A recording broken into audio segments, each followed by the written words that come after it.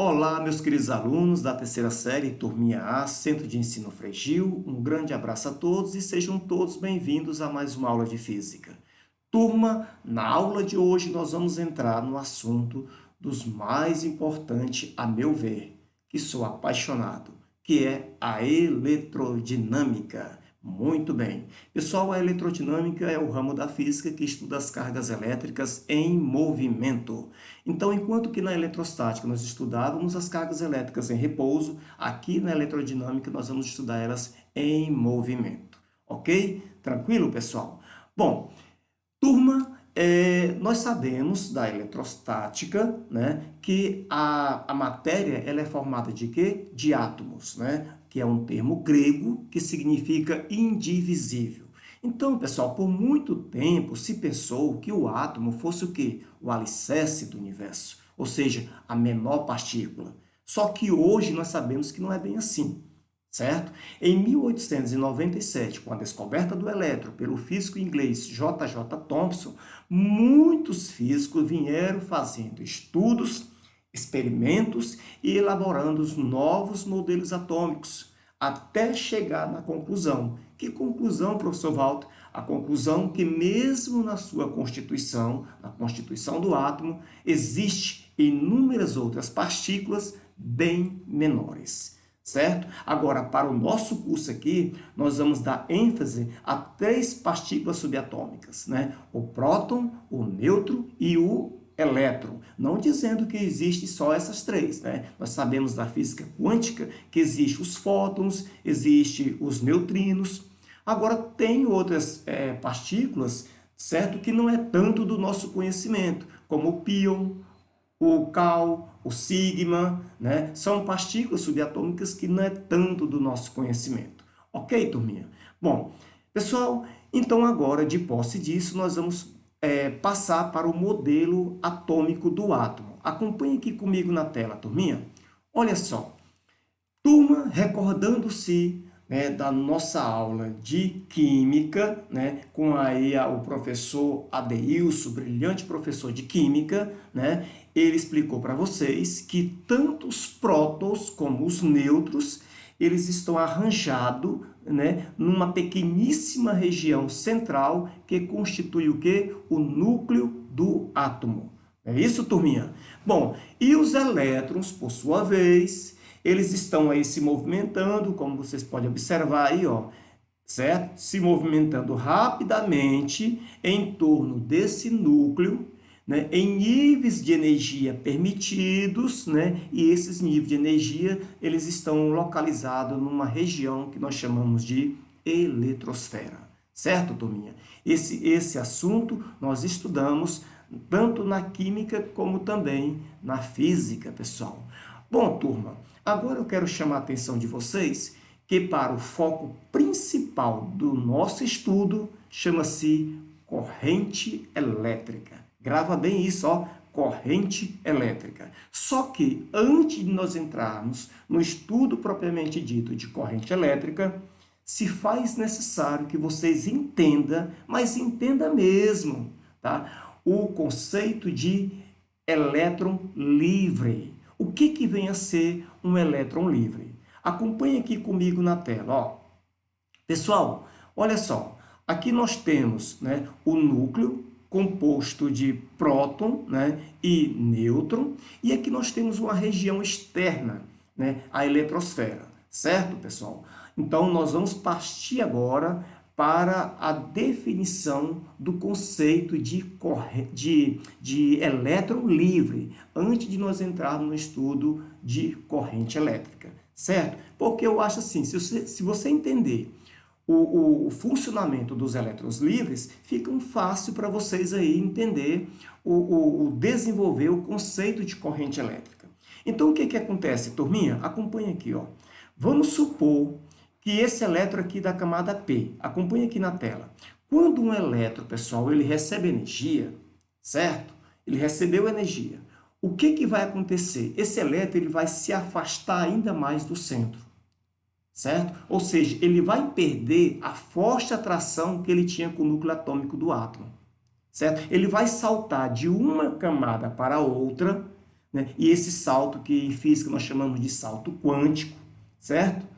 E cada vez mais se afastando do núcleo, né, do átomo. Certo, pessoal? Entenda bem isso, tá? Agora, turminha, quando a camada inicial para esse salto ela for a camada de valência, que você já aprendeu também na química com o professor Adeilson, tá? Que é a camada mais externa do átomo, ou seja, é a última órbita eletrônica. Quando essa camada for a camada de valência e o elétron ele vai fazer o salto quântico, aí pode acontecer o seguinte, ó. Esse elétron ele pode ultrapassar, ele pode externar uma barreira, que nós chamamos em física de barreira potencial, certo? Aí esse elétron, ele se desprende do átomo, ou seja, ele se desprende da nuvem de elétrons, nuvem essa que estava presa ao núcleo, passando a ser um elétron livre. Ficou bem claro aqui o conceito de elétron livre? Ele recebe energia, quando ele está na camada de valência, que é a última camada, ele provoca o salto quântico, tá? Ultrapassa uma barreira que chamamos de barreira potencial, ele se desprende da nuvem de elétrons e ele já não faz mais parte do átomo, né? Então ele se tornando assim um elétron livre. Ok, pessoal? Ficou bem claro? Agora vocês vão notar aqui pela figura, esses pontinhos amarelos, são os elétrons livres. Só que eles vão estar, lógico, em movimentos desordenados, movimentos caóticos. Ok, pessoal? Eles vão estar em movimento caótico. Agora eu quero chamar a atenção de vocês aqui para um detalhe. Olha, nós sabemos que elétrons são partículas subatômicas de cargas negativas, né? E que está presente em todos os materiais, né? Todo elemento químico, em todos os materiais que constituem o nosso universo. Agora, quando se referir a elétrons livres, eu quero que vocês tenham em mente o seguinte, são aqueles elétrons que se desprenderam, né, da nuvem de elétrons, né, que estava presa ao núcleo atômico, se tornando assim um elétron livre, pessoal. Ok?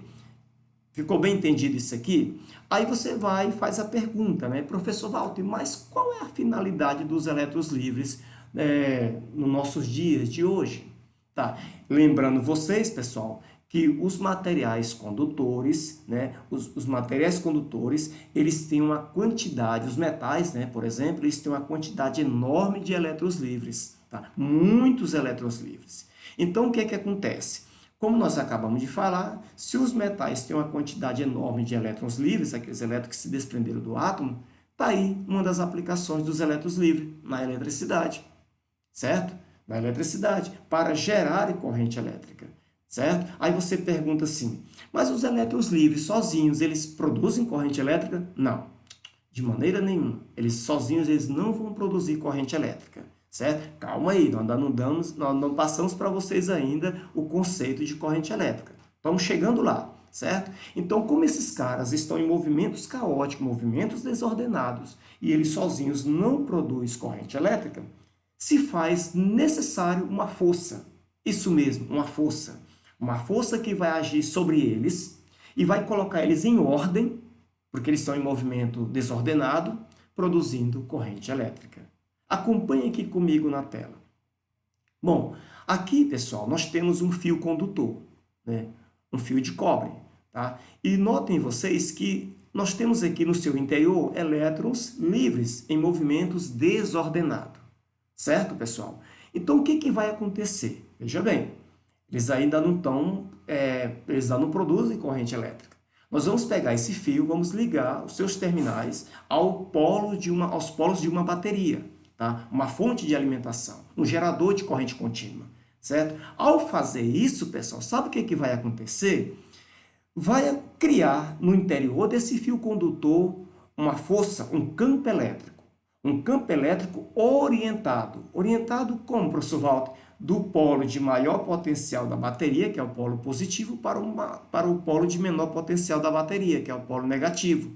E essa força desse campo elétrico, ele vai colocar esses caras na ordem, certo? Então, vocês olhando aqui pela figura, pessoal, né, que foi aplicado uma DDP, uma diferença de potencial, ou seja, uma tensão elétrica, uma força que fez com que esses caras ficassem na ordem, produzindo corrente elétrica. E vocês vão observe também pela figura que o sentido dos elétrons livres da corrente elétrica, o sentido da corrente elétrica, ela é oposta à do campo. Enquanto que do campo vai do polo de maior potencial para o polo de menor potencial, o sentido da corrente é do polo de menor potencial, que é o polo B da bateria, para o polo de maior potencial da bateria, que é o polo A. Ficou bem claro isso? Então, foi necessário aplicar-se uma força para que esses caras andassem, se movimentassem de maneira ordenada. E agora, pessoal, de posse disso, agora nós vamos para o conceito de corrente elétrica. Corrente elétrica, podemos dizer que é o movimento ordenado de portadores de cargas elétricas. Mais uma vez, corrente elétrica é o movimento ordenado de portadores de cargas elétricas. Ok, turminha? Lembrando, pessoal, mais uma vez aqui, ó, recordando que tensão elétrica é dado em volts. Não esqueça, tá? No sistema internacional, tensão elétrica é dada em volts e corrente elétrica é dada em ampere, certo? Aí eu peguei, pessoal, fiz aqui um circuitozinho elétrico, que vocês estão observando aqui, circuito elétrico é o caminho percorrido pela corrente elétrica, tá? Aonde eu coloquei aqui, desenhei um gerador, né, uma pilha, um gerador de corrente contínua, nós temos aqui uma lâmpada, que é um resistor elétrico, tá? Vou até ver se essa lâmpada tá queimada, se ela acender, porque não está queimada, né? Ah, não, está queimada não, certo? E nós temos uma chave, um interruptor. Então, o circuito elétrico é o caminho percorrido pela corrente elétrica, pessoal. Ok, turminha? Ficou bem entendido isso? Tá? Corrente elétrica é o movimento ordenado de portadores de cargas elétricas. Turminha, um grande abraço a todos, tá? Continue estudando as atividades lá no Google Sala de Aula, resolva, poste lá, tá? Para obtenção da nota e um grande abraço a todos, ok? E até a próxima aula.